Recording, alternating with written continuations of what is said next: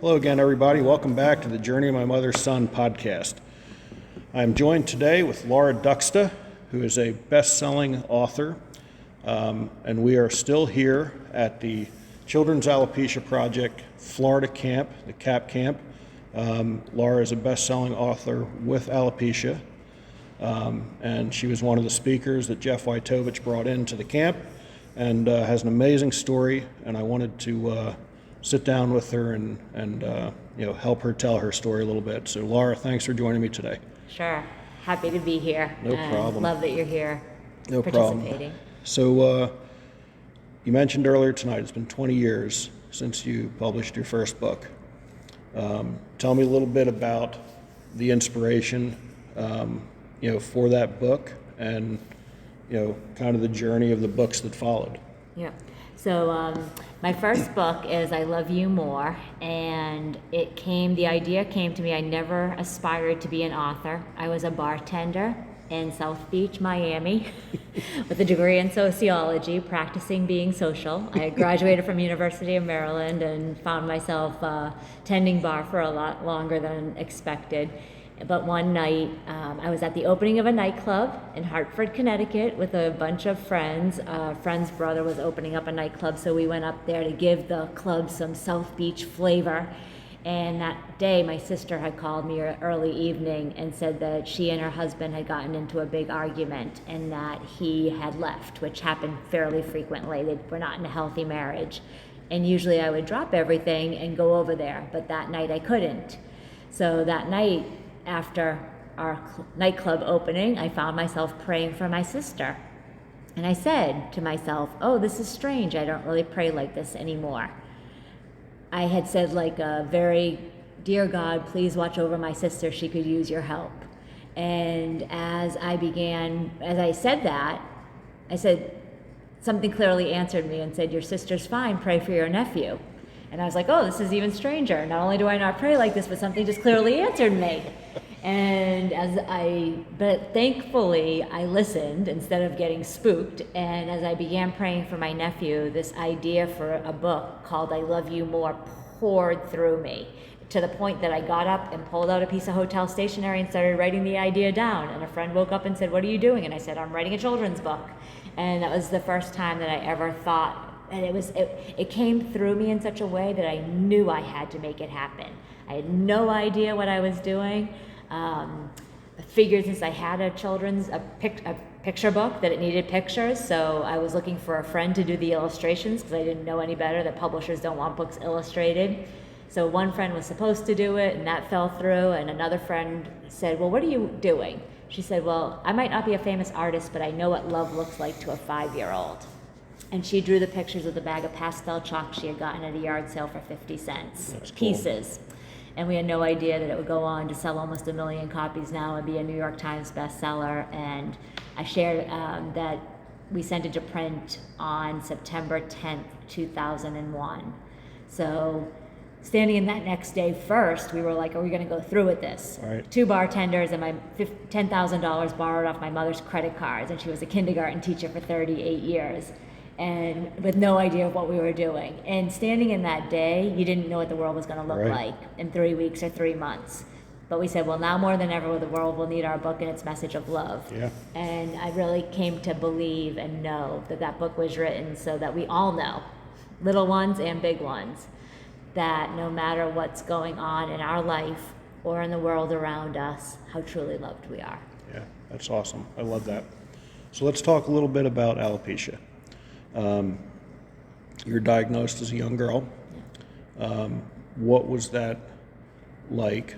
And how,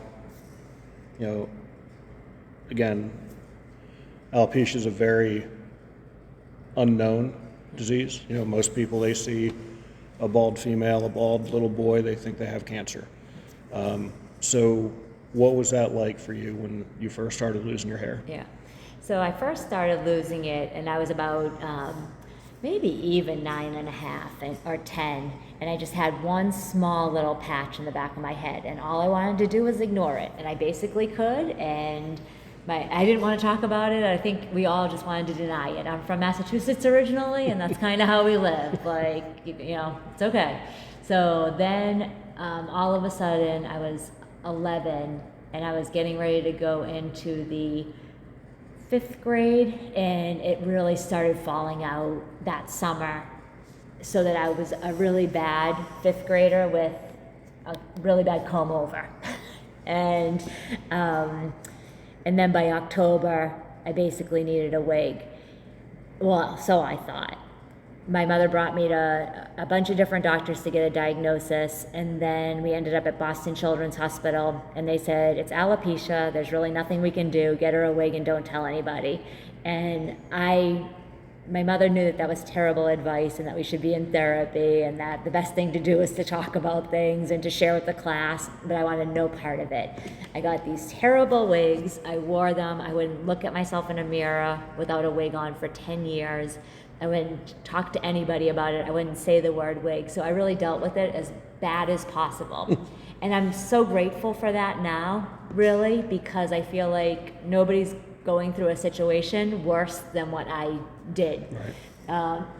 So I can help people that are in challenging situations, but I can also really help them see that no matter how bad you feel it is now, it can get really, really good. Because now I just see my alopecia as my greatest gift. Yeah. And you're right. People do often ask, oh, are you going through, chemo? Do you have cancer?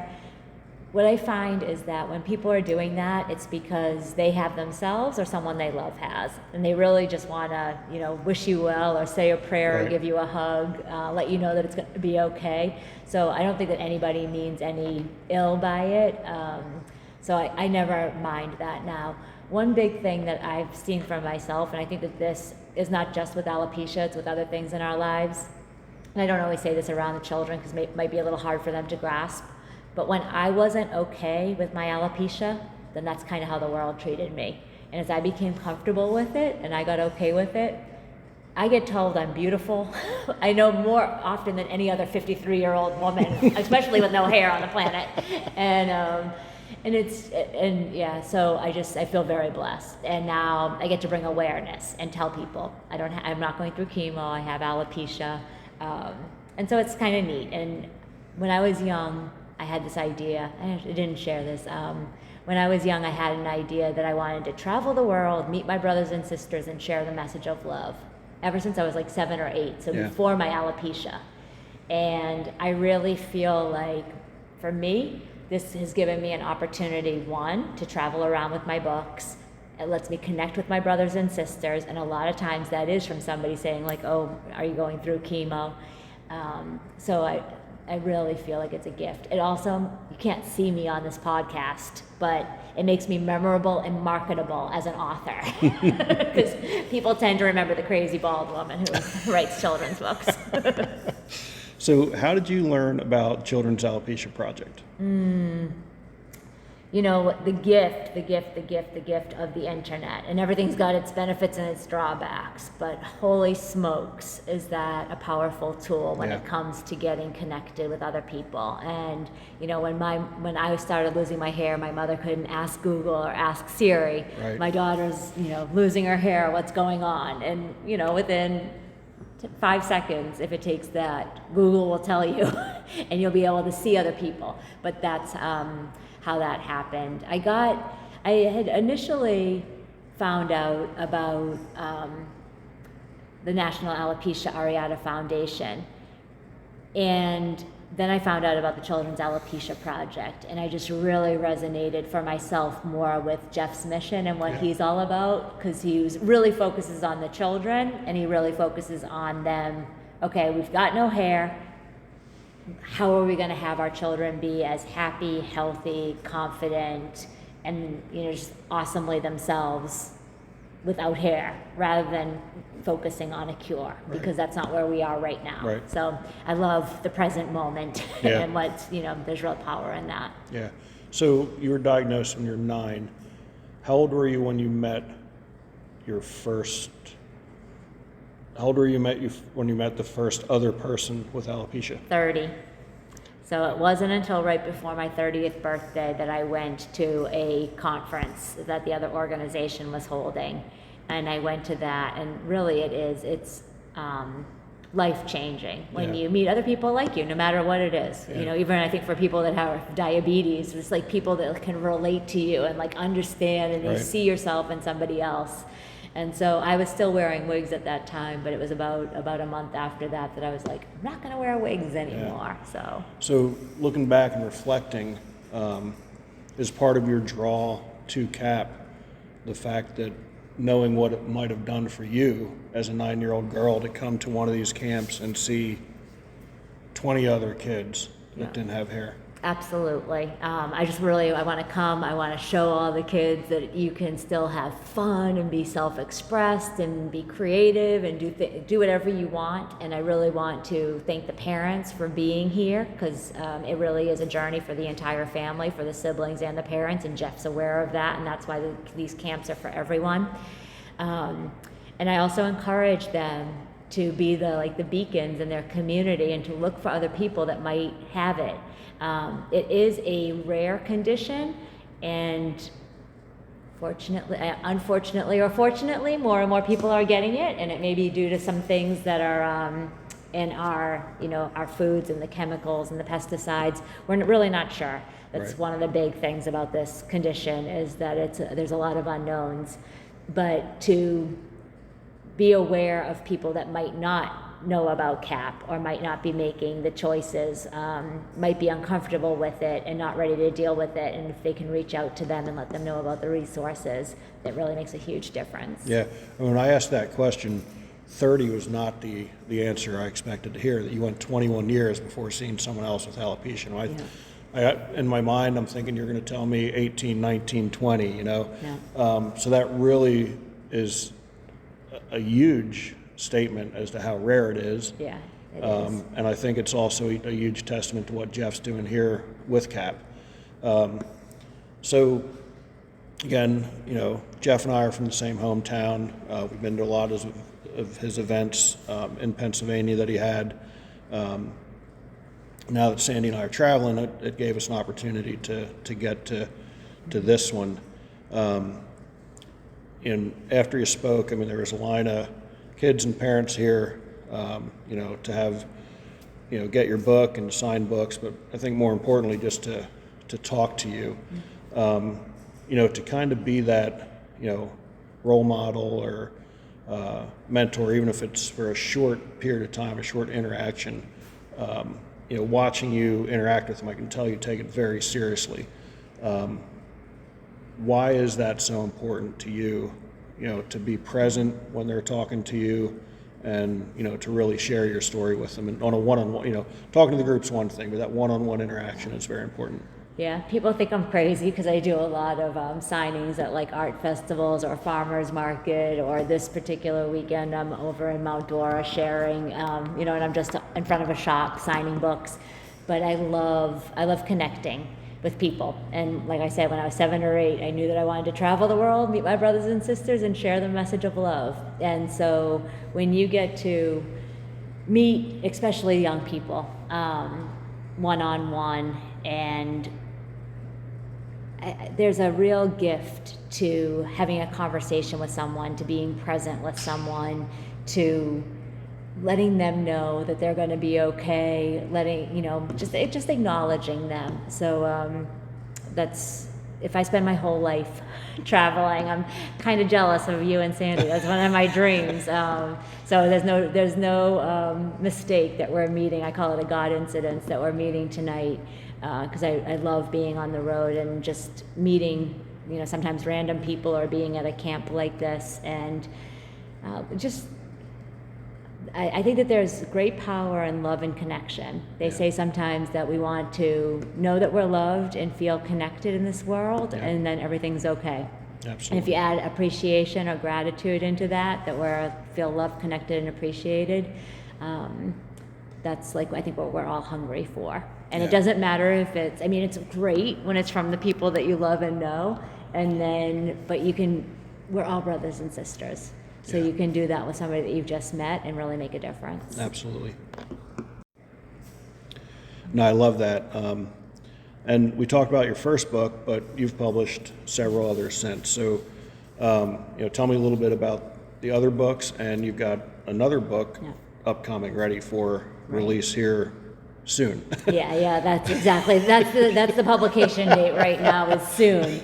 Oh my gosh. I have 3 books that are published, which are I Love You More, and then my second book, my books are done in a flip format. So they begin from both sides and read to the middle. So we say like Love It Never Ends, or I have I'll Hug You More. So like a hug, you can't give one without getting one. And my second book was You Are a Gift to the World, and the world is a gift to you. And I love that book and that message.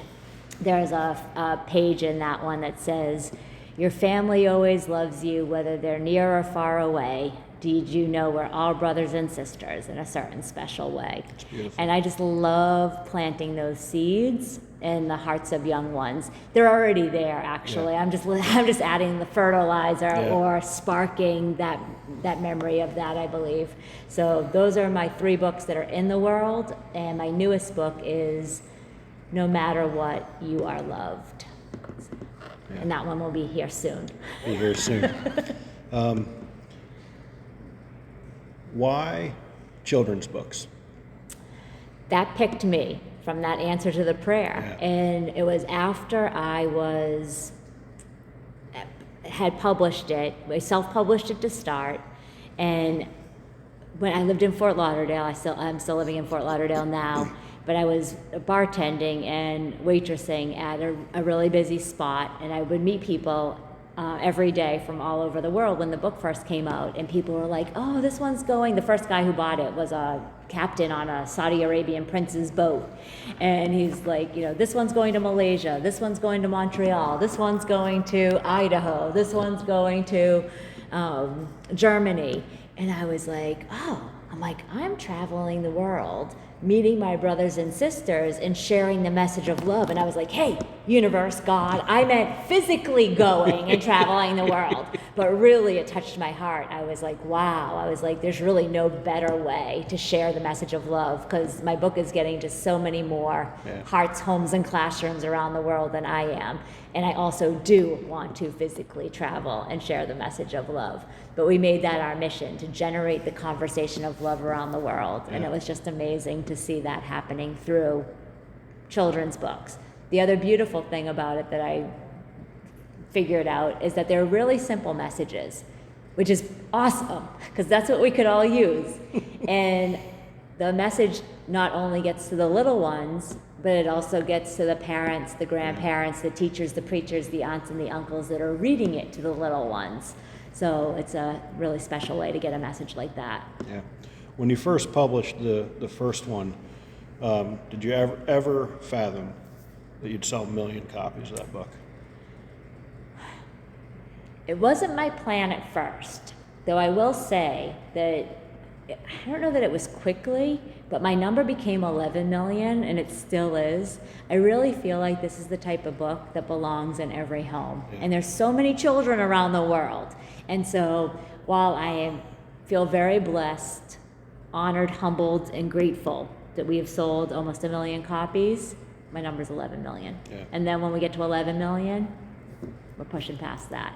It's actually, a few years after I had self-published the book, I was back in Massachusetts, and I was driving on the highway listening to one of my favorite ministers, a CD, and I don't know what was said, but all of a sudden these tears started pouring down my face, and I had to pull off the side of the road. I couldn't see. It was like it was raining in my car. And all of a sudden I heard that same voice that gifted me the book. And it said, your book is really a message between creator or God and child, but the relationship everyone would understand is mother and child. And so it can really be read like that as well. Right. And so I just think that if we all got that that's how loved we are, mightier than the mightiest wind ever blew, fuller than the fullest moon you ever knew, prettier than the prettiest flower, deeper than the deepest fish ever swam, if we knew that that's how loved we were, then really anything would be possible, and we'd be living in a better and brighter, much kinder world. Yeah. How about it? I love that. I love the message of the book. I appreciate you taking the time to sit down, cut into our campfire time here. But we're just about out of time. But anything you want to add that we didn't cover before I get to my final question? If I can, Absolutely. share people. If you go to my website and sign up for my newsletter, you'll receive a free download of my second book, which is the You Are a Gift to the World, and the World is a Gift to You. And I am so happy if you share that with your little ones, or if you're teachers, if you share that with your classrooms. And my website's my name, which is Laura, Laura, and my last name, Duksta, Duksta. So like my mom would say, duck without the C and star without the R. LauraDuksta.com. It's not that easy. No, excellent. I appreciate that.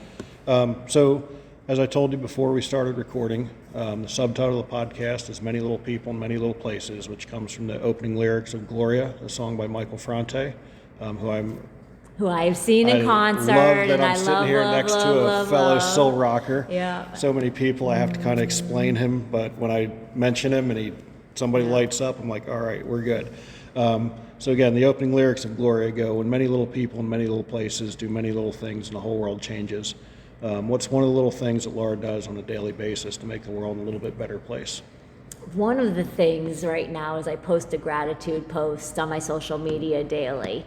But even beyond that, I think it's just smile at people, say hello. I think if we could get to the point where we actually even went past hello and spoke to people on our paths, we don't know the difference that we make. But even sometimes a smile can really make a huge difference for somebody's day or life. Yeah, that's awesome. And that is the exact same answer that the two girls gave when I did my podcast with them earlier. So it's I think that's powerful. If we can all smile a little bit more, I think it makes a huge difference. So Laura, again, I thank you for taking the time. I appreciate it. For those out there listening, be sure to check out my blogs and other podcasts at danclouser.com. Laura, thanks again, and I wish you the best of luck on the upcoming book, and hope you get to that 11 million number in the original one. Awesome, thank you, and keep shining.